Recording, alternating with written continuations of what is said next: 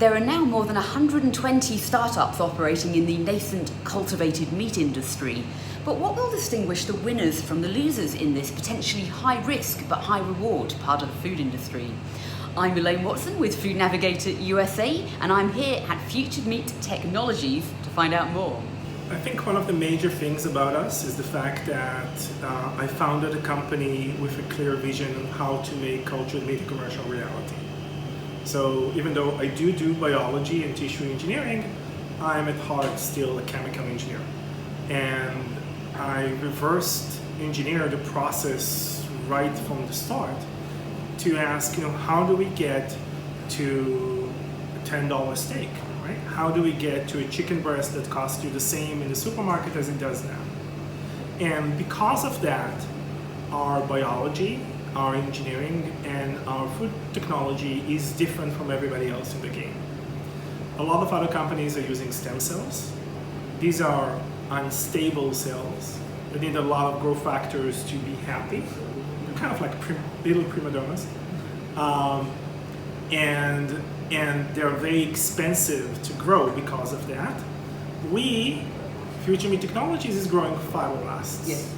So these are cells that are much more stable, and they really don't need growth factors to grow robustly. So right from the beginning, our costs are lower. We developed a bioreactor technology that allows us to recycle a lot of the growth medium. So we can reduce the amount of medium, the raw materials that we use, by about 70%. Now, no other company in the world has these technologies and this ability to reduce the cost, and this is why we're really leading the race. So fibroblasts are cells that we understand is contributing to the formation of connective tissues. How do you get from those to muscle and fat? So we don't think about it, but connective tissue actually includes muscle, fat, and also blood, right? Not only tendons, for example, or dermis. And fibroblasts are these plastic cells that can make a little bit of everything. They grow very, very fast, but you can take them and you can make them into fat, which gives you the aroma and the flavor of meat. And you can also take them and make them into muscle, which gives you the protein content and the texture that you want. They're very, very flexible.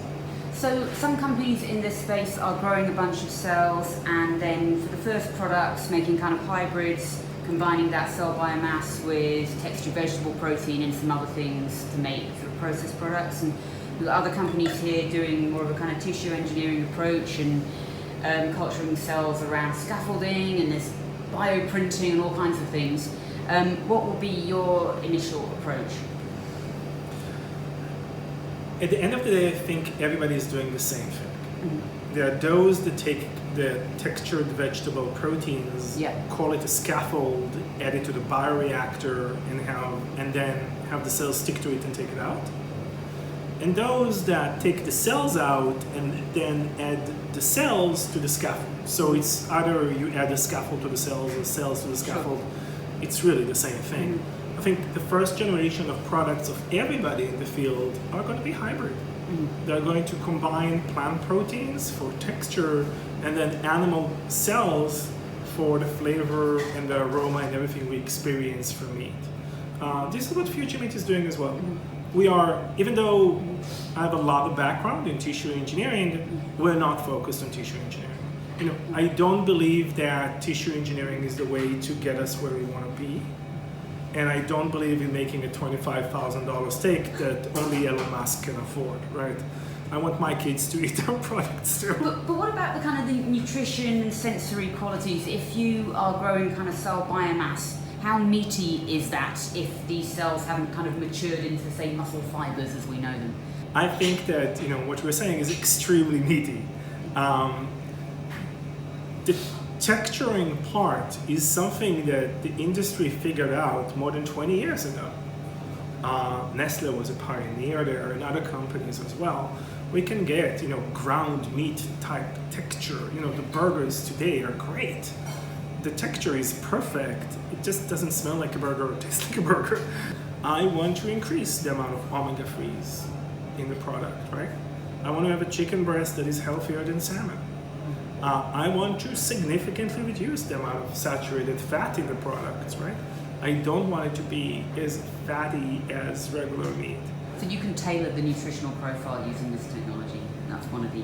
Exactly. Yeah. We can tailor the nutritional profile and we can make sure that customers get a lot more than they expect. What would you say to people that say this stuff just isn't commercially viable?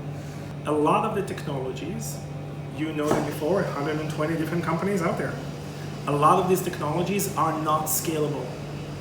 Simply not scalable. The highest densities of stem cells in bioreactors is about 6 to 7 million cells per milliliter. If you use that yield, then they are correct. The technology is not scalable. You're going to end up with a product that costs you hundreds of dollars per kilogram. That said, if you do have cells that grow as single cell suspensions, and like our cells reach densities that are 130 million cells per milliliter, which is twice the estimate of David Humbert and his colleagues, then it is scalable.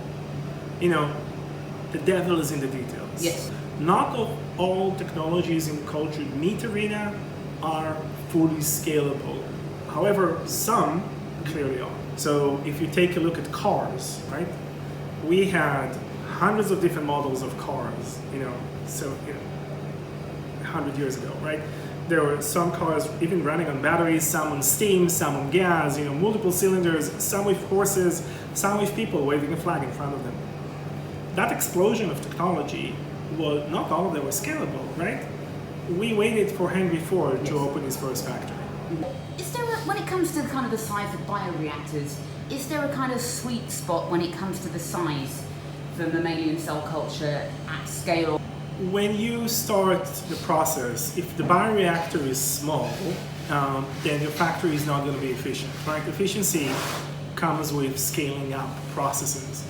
The problem is that the bigger the bioreactor is, the more non-homogeneous it becomes, right? When you start talking about a 20,000 liter bioreactor, it's the size of a 3-story building. And like any scuba diver knows, if you go under the water 10 meters, you already change the pressure. You Yes. double the atmospheric pressure. That means oxygen solubility changes. And then you have this massive bioreactor, but the cells on the bottom and the cells on the top are living in a very different environment. And then the process becomes less efficient.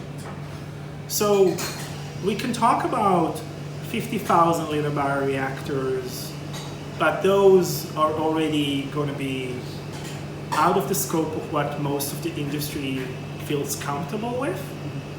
And those that talk about, 250,000 liter bioreactors are daydreaming probably. Yeah, okay.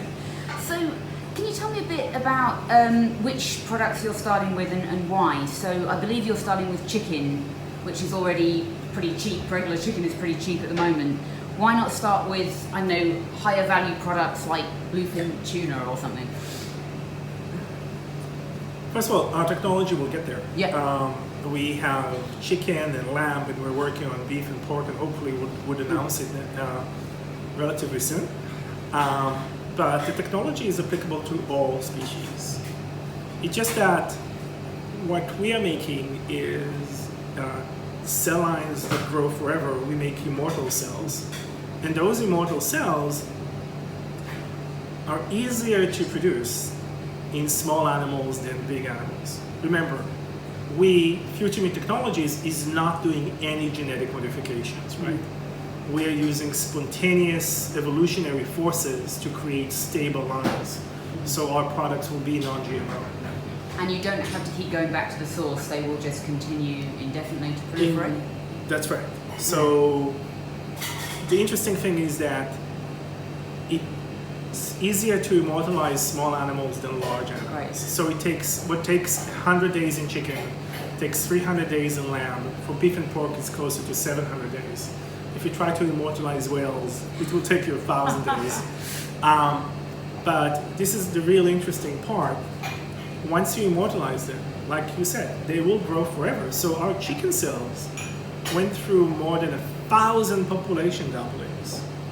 That means each cell line produced from a single chicken can produce more than 2 times 10 to the power of 800 kilograms. Right, that's a lot of chicken. Yeah. Well, let's give it in perspective. It's more than the mass of the planet.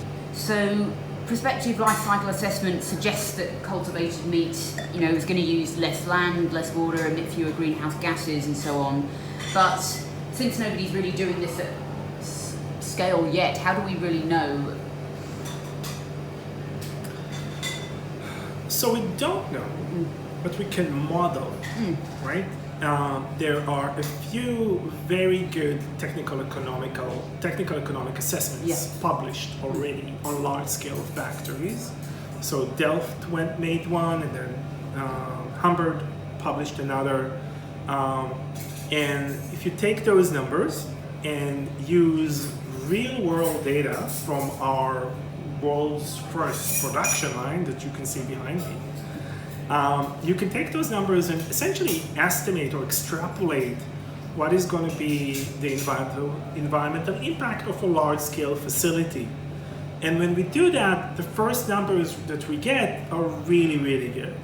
Not only for beef, where we see 85% reduction in carbon emissions, 98% reduction in water use, but also in chicken, where chicken is already very environmentally friendly.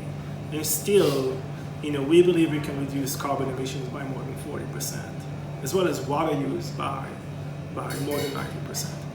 So right now, Future Meat Technologies is building the world's first production plant, large-scale production plant of cultured meat in the United States. We think the United States is going to be our first market, although we're looking at other territories as well. The main unknown right now is regulatory approval. It seems like the FDA process is very well in stride. There are no big challenges left. We already demonstrated safety, and we already demonstrated the plan to ensure that the health of the product and the lines. But there are questions about how much time this is going to take, right? And then after the FDA, how much time will the USDA need to decide on the label, right? So that's the unknown. The unknown is really not whether or not it's going to be approved, but the unknown is when exactly. Is that going to happen toward the end of 2023? Is that going to happen somewhere in the middle of 2024? We don't really know, because the regulatory agencies themselves don't know. The use of antibiotics in animal agriculture is essentially contributing to about 90% of the antibiotic use in the world. And that leads to antibiotic-resistant bacteria, which we're all dealing with right now. This is a huge issue, a major concern, and this is why it was a priority for us to completely remove antibiotic from our system. It makes safety evaluation a lot easier, because if there is a contamination, you'll see it in minutes, right? You'll see the bacteria showing up, the sensors will discover it. You don't have to do a lengthy quality assurance discovery process. You see it happening, you can clear the batch and restart. This is very, very different from animal agriculture. When, if you have something contaminated, you don't know, you do, periodic testing to figure this out. The second question is about food safety as a whole, and my concern is not only pathogenic bacteria, like salmonella, which is a huge problem. It affects about 20% of chicken in supermarkets in the United States, but also about viruses, right? We're just recovering from the COVID pandemic, and influenza is just around the corner. Both of these viruses are jumping to humans from animals.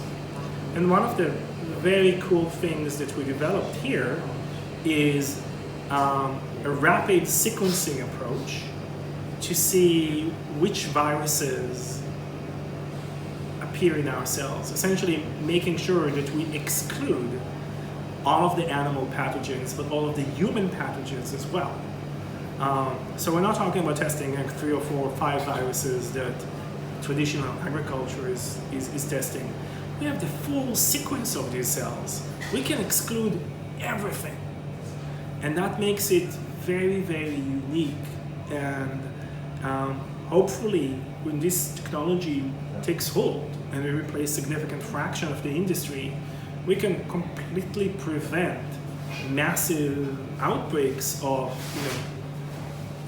porcine influenza, so pig flu or chicken flu, for the coming generations.